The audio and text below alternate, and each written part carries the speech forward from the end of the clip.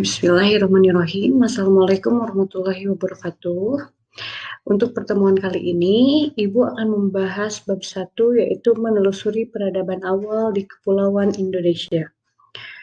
Eh, A. Sebelum mengenal tulisan. Praaksara berasal dari dua kata, yaitu pra yang berarti sebelum dan aksara yang berarti tulisan. Dengan demikian, zaman praaksara adalah zaman di mana manusia belum mengenal tulisan. Kemudian ada istilah lain yang mirip dengan istilah praaksara, yaitu istilah nirleka. Nir berarti tanpa dan leka berarti tulisan. Karena belum ada tulisan, maka untuk mengetahui sejarah dan hasil-hasil kebudayaan manusia adalah dengan melihat beberapa sisa peninggalan yang dapat kita temukan. Kapan sih zaman praaksara dimulai? Zaman praaksara dimulai sejak manusia lahir ke bumi, dan zaman praaksara berakhir saat manusia sudah mengenal tulisan. Jadi zaman praaksara itu berakhir, setiap negara itu berbeda-beda ya. Contoh di Indonesia, para ahli arkeolog itu bilang bahwa Indonesia itu kurang lebih pada abad keempat Masehi, bangsa Indonesia sudah mengenal aksara. Itu terbukti dari ditemukannya prasasti Yupa yang bertuliskan Palawa di Kalimantan Timur. Kemudian B. Terbentuknya Kepulauan Indonesia. Proses evolusi bumi terbagi menjadi beberapa bagian. Yang pertama ada Azoikum, yang kedua Paleozoikum, yang ketiga ada Mesozoikum, dan yang keempat ada Neozoikum. Azoikum berasal dari bahasa Yunani yang berarti A sama dengan tidak dan Zun sama dengan hewan. Jadi Azoikum adalah zaman sebelum adanya kehidupan. Pada saat itu bumi baru terbentuk dengan suhu yang relatif tinggi, waktunya lebih dari 1 miliar tahun yang lalu. Yang kedua adalah Paleozoikum. Paleozoikum adalah zaman purba tertua. Pada masa ini sudah meninggalkan fosil flora dan fauna, berlangsung kira-kira 350 juta tahun yang lalu. Yang ketiga adalah Mesozoikum, yaitu zaman purba tengah. Pada masa ini, hewan mamalia atau menyusui seperti hewan amfibi, burung, dan tumbuhan berbunga mulai ada. Lamanya kira-kira 140 juta tahun yang lalu. Kemudian yang keempat adalah Neozoikum. Neozoikum yaitu zaman purba baru yang dimulai sejak 60.000 tahun yang lalu. Zaman ini dapat dibagi lagi menjadi dua tahap. Yang pertama adalah tersier dan yang kedua adalah kuarter. Zaman es mulai menyusut dan makhluk-makhluk tingkat tinggi seperti manusia mulai hidup. Jadi manusia itu mulai hidup pada zaman Neozoikum.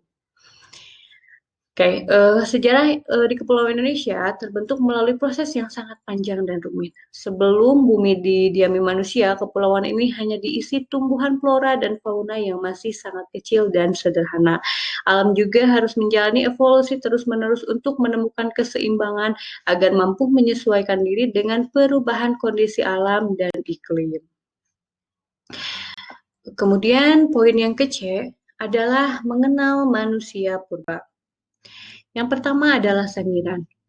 Berjalan kisah perkembangan manusia di dunia tidak dapat kita lepaskan dari keberadaan bentengan luas perbukitan tandus yang berada di perbatasan Kepulauan Sragen dan Kabupaten Karanganyar. Lahan ini dikenal dengan nama Situs Sangiran. Di dalam buku Hari Widianto dan Truman Simanjuntak, Sangiran menjawab dunia. Diterangkan bahwa Sangiran merupakan sebuah kompleks situs manusia purba dari kala Pleistosen yang paling lengkap dan paling penting di Indonesia dan bahkan di Asia. Lokasi tersebut merupakan pusat perkembangan manusia dunia yang memberikan petunjuk tentang keberadaan manusia sejak 150.000 tahun yang lalu. Sangiran pertama kali ditemukan oleh Skemuling tahun 1864 dengan laporan penemuan fosil vertebrata dari Kalioso bagian dari wilayah Sangiran. Pada tahun 1934, Gustav Hendrik Ralph von Koningsworth menemukan artefak litik di wilayah Ngebung yang terletak sekitar 2 km di barat laut Kubang Sangiran. Artefak litik itulah yang kemudian menjadi temuan penting bagi situs Sangiran. Semenjak penemuan Fort Koningsword, situs Sangiran menjadi sangat terkenal berkaitan dengan penemuan-penemuan fosil Homo erectus secara sporadis dan berkesinambungan. Yang kedua ada Trinil Ngawi, Jawa Timur. Sebelum penemuan di Trinil, Eugene Du Bois mengawali temuan Pithecanthropus erectus di desa Kedung Blubus, sebuah desa terpencil di daerah Pilangkanceng, Madiun, Jawa Timur. Desa itu berada tepat di tengah hutan jati di lereng selatan Pegunungan Kendeng pada saat Du Bois meneliti dua horizon atau lapisan berfosil di Kedung Blubus ditemukan sebuah fragmen rahang yang pendek dan sangat kekar dengan sebagian fragmen rahang yang masih tersisa.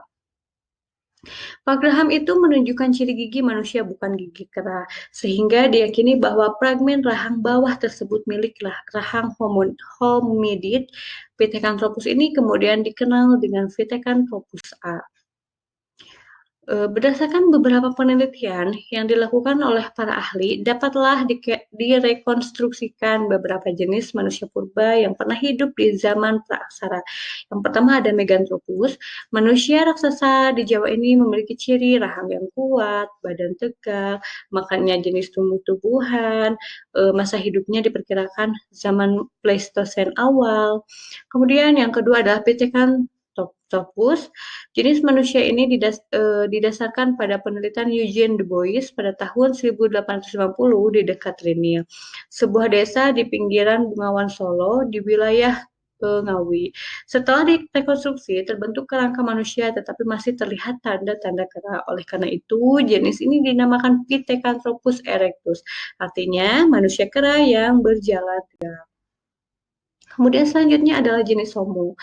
Fosil jenis Homo ini pertama kali ditemukan oleh von Richthofen di Wajak. Penelitian dilanjutkan oleh Eugene Du Bois bersama kawan-kawan dan menyimpulkan sebagai jenis Homo. Ciri-cirinya yang pertama muka tebal, hidung dan mulut menonjol, dahi juga masih menonjol meskipun tidak semenonjol jenis Pithecanthropus. Kemudian bentuk fisik tidak jauh berbeda dengan manusia sekarang dan hidup dan berkembangnya kurang lebih 40.000 sampai 25.000 tahun yang lalu. Jenis manusia Homo ini dibagi menjadi dua, ada yang pertama manusia wajak dan yang kedua adalah manusia liang dua. Kemudian yang D adalah asal usul dan persebaran nenek moyang bahasa Indonesia. Yang pertama ada Proto Melayu, Deutero Melayu, Melanesoid, dan Negrito dan Wedid. Kalau Proto Melayu itu adalah diyakini sebagai nenek moyang orang Melayu Polynesia yang tersebar dari Madagaskar sampai pulau paling timur di Pasifik. Kalau Deutero Melayu adalah ras yang datang dari Indochina bagian utara. Ras ini membawa budaya baru berupa perkakas dan senjata besi di Kepulauan Indonesia atau kebudayaan Dongson. Yang ketiga ada Melanesoid. Ras Melanesoid ini tersebar di Laut Pasifik di pulau-pulau yang letaknya sebelah timur yaitu Irian dan benua Australia. Kemudian yang keempat ada Negrito dan Wedid.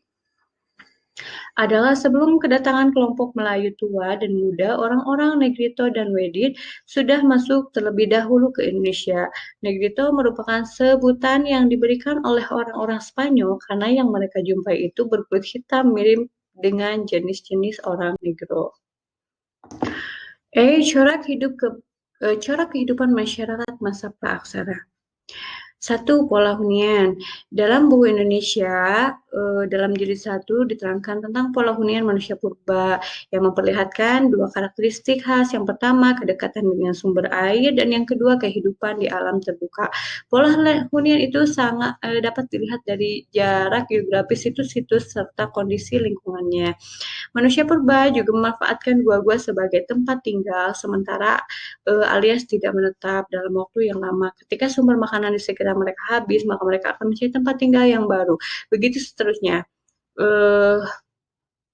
Kemudian manusia purba itu hidup berpindah-pindah tempat atau yang disebut dengan nomaden. Kenapa seperti itu? Karena mereka pada saat itu belum bisa bercocok tanam atau belum bisa menghasilkan makanan sendiri. Maka dari itu mereka pindah dari satu tempat ke tempat yang lain untuk mencari makanan.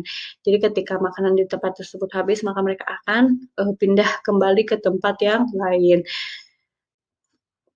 Kemudian yang kedua, dari berburu, meramu, sampai bercocok tanam. Masa berburu dan meramu, kegiatan manusia pada zaman ini dalam memenuhi kebutuhan pangannya dilakukan dengan cara berburu dan meramu atau istilah food gathering. Kehidupan yang dijalani pada zaman ini adalah berpindah-pindah dengan kelompok masing-masing. Yang kedua, masa bercocok tanam. Kelanjutan dari masa berburu dan meramu dengan hidup berpindah-pindah adalah kehidupan yang sudah mengenal bercocok tanam. Kehidupan bercocok tanam pada masa ini membuat kehidupan tidak lagi berpindah dari satu tempat ke tempat yang lain.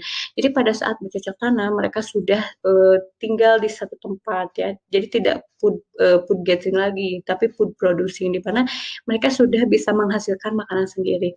Dengan cara seperti apa? Dengan cara mereka bertani ya.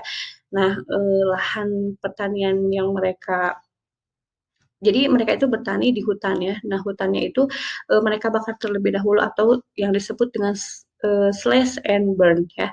Jadi mereka bakar hutan secukupnya, kemudian setelah itu mereka tanami biji-bijian seperti jagung, umbi, pokoknya makanan yang bisa mereka makan kembali ya. Jadi pada saat itu mereka sudah tinggal di satu tempat, kemudian mereka juga sudah bisa bercocok tanam. Kemudian selanjutnya adalah masa perundagian.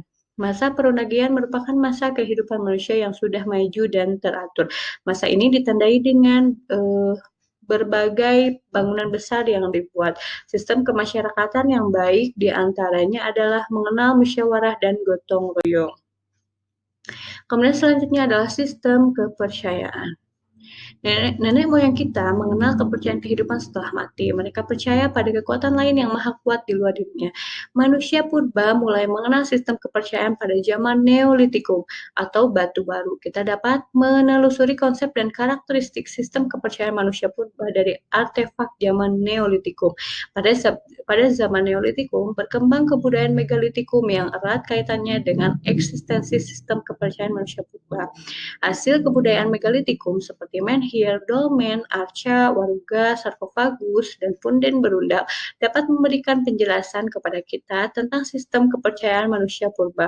Sistem kepercayaan manusia purba pada masa praaksara bisa dikategorikan menjadi 3 jenis. Yang pertama adalah animisme, kedua dinamisme, dan ketiga adalah totemisme. Perlu kalian ketahui juga bahwa nenek moyang kita itu dulu menganut sistem kepercayaan di mana setelah mati mereka akan hidup kembali. Kemudian mereka juga selalu menjaga diri agar setelah mati tetap dihormati. Jadi yang pertama tadi mereka itu mempercayai sistem animisme. Animisme itu adalah sistem percaya terhadap roh nenek moyang.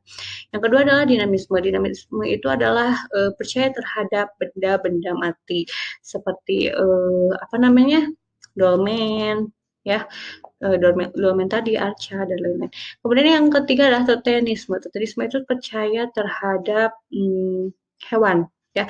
Jadi mereka mempercayai bahwa hewan itu adalah dewa, utusan dewa, ya. Jadi ada 3 kepercayaan pada masa praaksara. Oke, terima kasih. Sekian pembahasan di bab 1. Mohon maaf jika ada kekurangan atau mungkin tidak dimengerti. Untuk pertanyaan boleh kalian cantumkan di komen atau juga boleh kalian langsung tanyakan ke Ibu ya. Terima kasih. Billahi taufiq wal hidayah. Wassalamualaikum warahmatullahi wabarakatuh.